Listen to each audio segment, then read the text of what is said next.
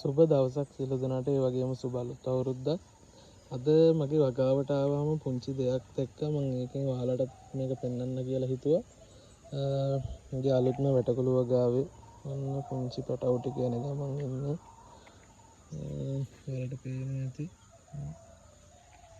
අලුත් වැටකුළු වගාවේ ඔන්න පැටවු ටික එන ගමන් ඉන්නේ. හැම පෙළේකම වගේ කරලා ගිහලා තියෙනවා.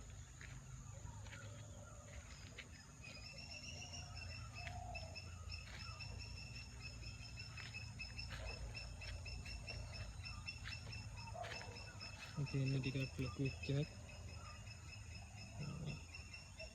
මෙයාලගෙන් තමයි ප්‍රශ්න තියෙන්නේ දිමි. මේකත් ඇහලා තියෙනවා.